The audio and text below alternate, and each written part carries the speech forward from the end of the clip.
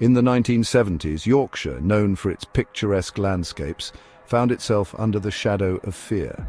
The emergence of a serial killer, later identified as the Yorkshire Ripper, sent shivers down the spines of its residents. The mysterious figure, prowling the streets under the cover of darkness, eluded capture for years, leaving a trail of terror. The palpable fear altered the behavior and routines of countless individuals.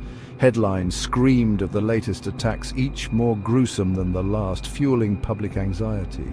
Women were advised to avoid venturing out alone at night, a stark reminder of the vulnerability that pervaded the era. Public gatherings dwindled and the once vibrant nightlife of Yorkshire towns became subdued. The fear of the unknown killer lurking in the shadows cast a long and dark shadow over the community. The era of the Yorkshire Ripper remains a chilling chapter in British history, a time when fear became a constant companion for many. Peter Sutcliffe was born in 1946 in Bingley, West Yorkshire, into a working-class family.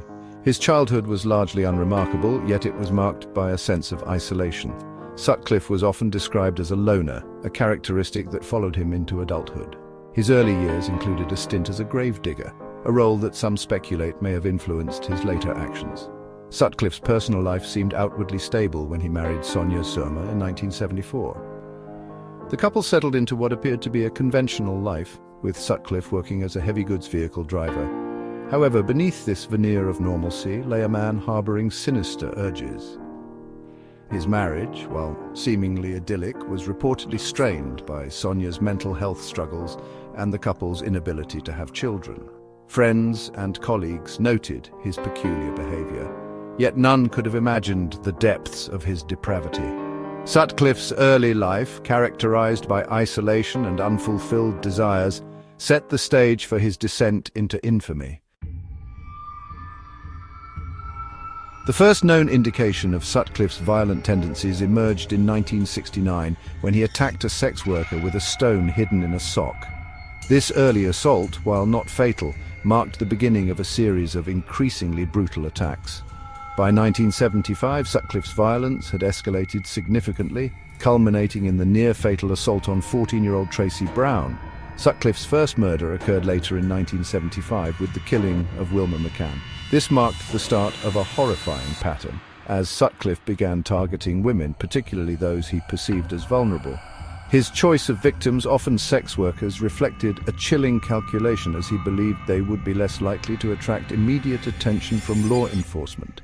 The escalation of Sutcliffe's violence was both rapid and alarming. Each attack seemed to embolden him further as he developed a modus operandi that involved a combination of blunt force trauma and stabbing.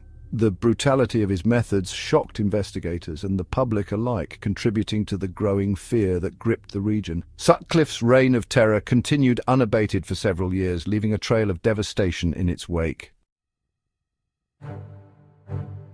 Peter Sutcliffe's crimes were distinguished by their sheer brutality and the cold, methodical manner in which they were executed. Between 1975 and 1980, he murdered 13 women and attempted to murder 7 others. The nature of his attacks was both savage and systematic, involving a combination of blunt force trauma and stabbing.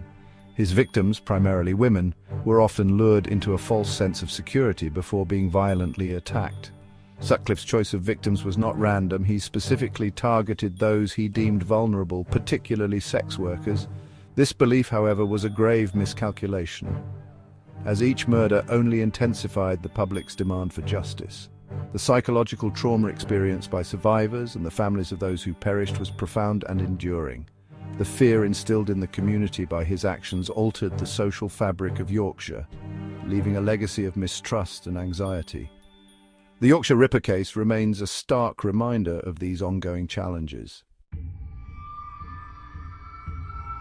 The investigation into the Yorkshire Ripper case was plagued by a series of missteps and missed opportunities that allowed Sutcliffe to continue his reign of terror for years. Despite being interviewed by police 9 times, Sutcliffe managed to evade capture, highlighting significant flaws in the investigative process. One of the most critical errors was the overwhelming reliance on a hoax tape and letters purportedly from the Ripper, which misled the police and diverted resources away from viable leads. key evidence, such as tyre tracks and boot prints, was not adequately followed up on, and crucial witness testimonies were overlooked. These investigative blunders not only prolonged the community's suffering, but also allowed Sutcliffe to continue his violent spree unchecked. The investigation's failings were further compounded by systemic issues within the police force, including a lack of communication between different departments and a failure to take the testimonies of sex workers seriously. In the aftermath of Sutcliffe's capture, the investigation's shortcomings prompted significant changes in policing practices. Peter Sutcliffe's eventual capture in 1981 was as much a result of chance as it was of investigative prowess. He was apprehended not for his heinous crimes, but for driving with false number plates, a minor offence that led to his arrest. During his subsequent interrogation, Sutcliffe confessed to being the Yorkshire Ripper, providing chilling details of his attacks. His confession, however, was not straightforward. He claimed that the voice of God had instructed him to kill, a defense that he hoped would mitigate his culpability. Sutcliffe's trial was a media spectacle, drawing intense public interest and scrutiny. He pleaded not guilty to murder on the grounds of diminished responsibility, citing his supposed divine instructions as evidence of his mental instability.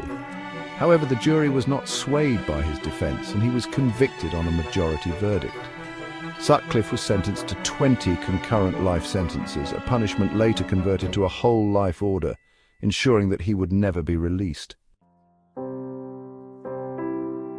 In recent years, new revelations have emerged that suggest Peter Sutcliffe's reign of terror may have been even more extensive than previously thought. Allegations have surfaced that he may have claimed up to 22 additional lives and injured several more.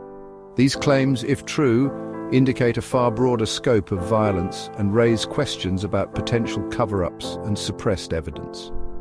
The broader impact of Sutcliffe's crimes extends beyond the immediate victims and their families. The psychological scars left on the communities of Yorkshire are profound, with many residents still haunted by the memories of those dark days. The case has also sparked ongoing debates about the treatment of sex workers, the role of the media in shaping public perception, and the responsibilities of law enforcement in safeguarding vulnerable populations. Sutcliffe's legacy is a chilling reminder of the potential for evil within seemingly ordinary individuals. The lessons learned from the Yorkshire Ripper case continue to inform modern approaches to crime prevention and investigation, ensuring that the horrors of the past are not repeated.